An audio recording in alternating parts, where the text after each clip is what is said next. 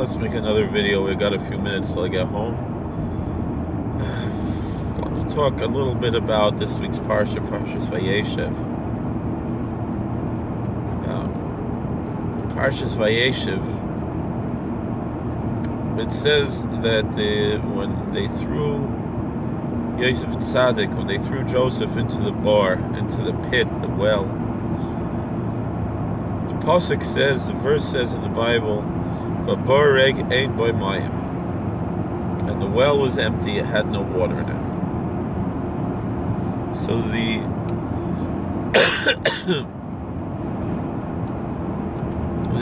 big question we have to have here is that there's nothing superfluous in Scripture. If the well is empty, of course it has no water in it. What are we saying here? That the well is empty and there's no water in it. So the answer that we have to give is what Rashi says, that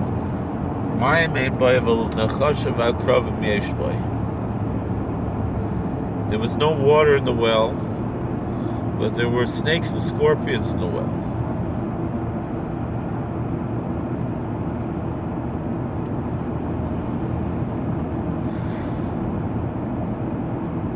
So, what do we have here? Still, what are we talking about? So I remember in Yeshiva, one of the Bachrim, he said in Dvar Torah Shabbos, the way he expressed himself was very wise. He said, if you go in the refrigerator, you open the refrigerator, and it's filled with newspapers, you're going to say the refrigerator is empty. Excuse me. What I mean by that is, alright, it's filled with newspapers, but it's still empty. It doesn't have food, and the refrigerator is supposed to have food. So the same thing, a well is supposed to have water. And having snakes and scorpions in the well is still an empty well. And so that's what it means. The well was empty, there was no water in it, meaning water wasn't in it, but snakes and scorpions were in it. And of course, as this friend of mine points out,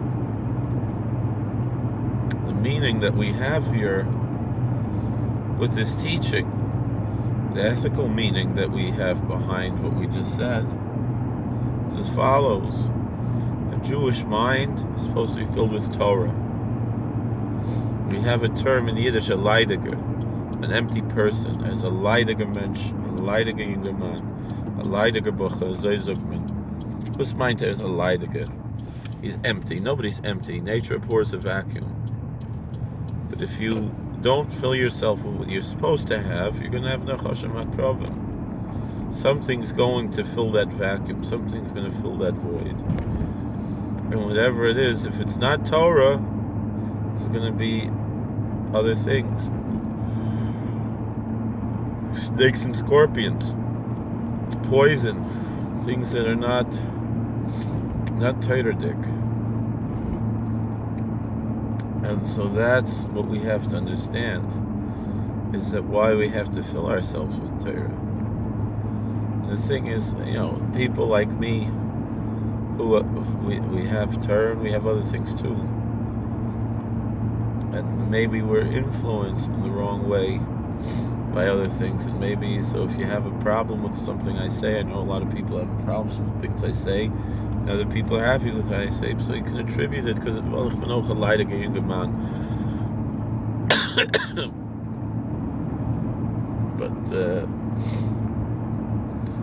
but the main thing is, with Afir and Zechidish, you have to conduct yourself in the proper manner.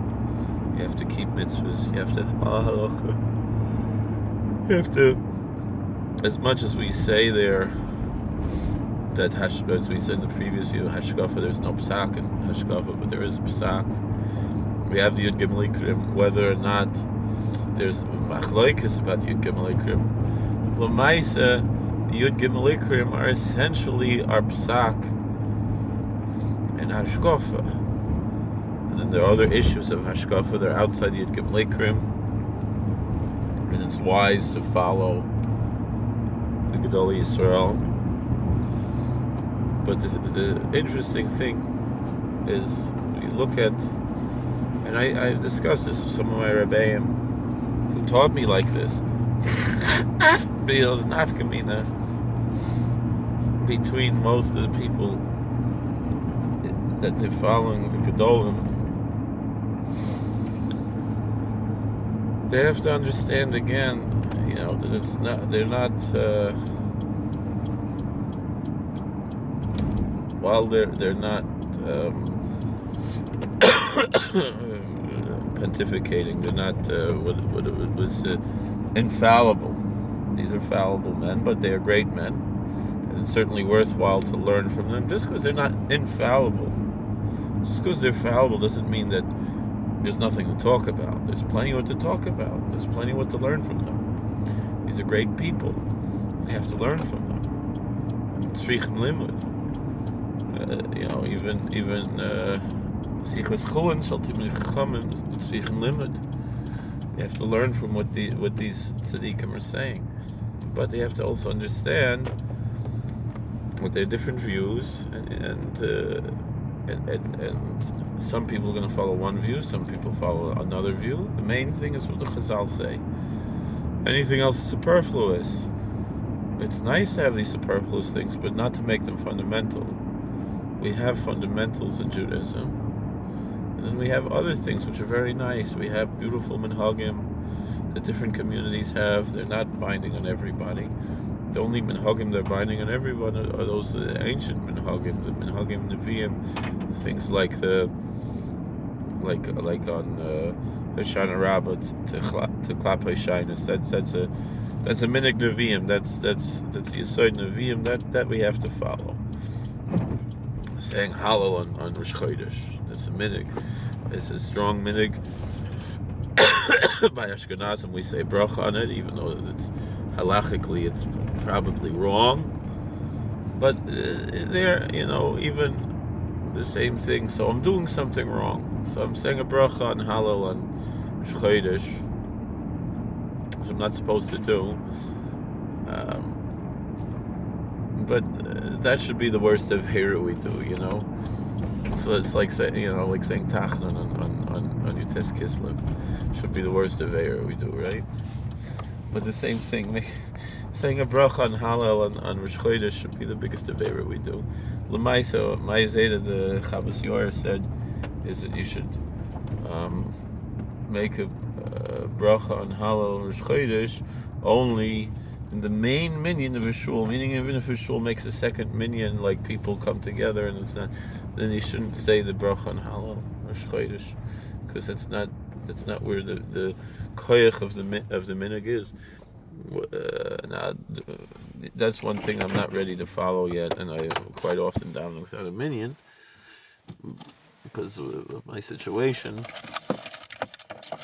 So just like, I say Hashem Melech by Shalosh Shudas without a minyan, which Lamaisa Satmarov did also, but and most of the Siddish world, they're saying you have to have a minyan, say Hashem Melech by Shalosh Shudas. No, that's how he is this, but we have to at least be able to decompartmentalize. That's one thing. Someone like Rav Soloveitchik, who knew about the secular world, did not, when he was saying shir, he didn't talk about secular things. He was an educated person. He had his PhD, but he did not talk about the secular things in the Gemara shir. This is part of what we have to. These types of things. The same thing I know.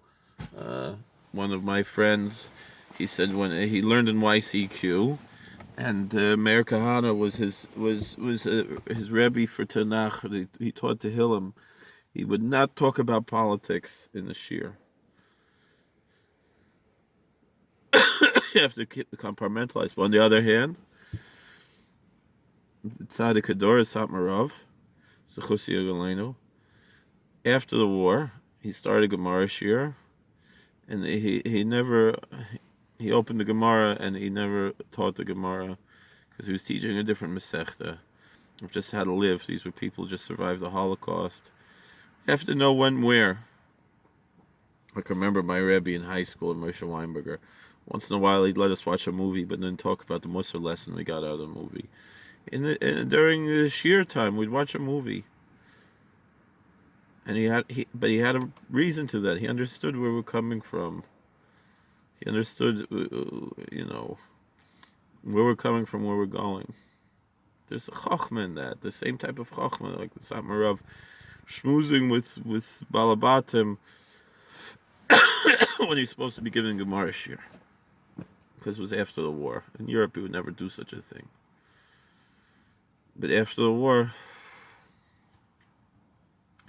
so, American Bachrim, or me in the prison, sometimes after schmooze, and I know some people get annoyed with it, but you have to find a balance,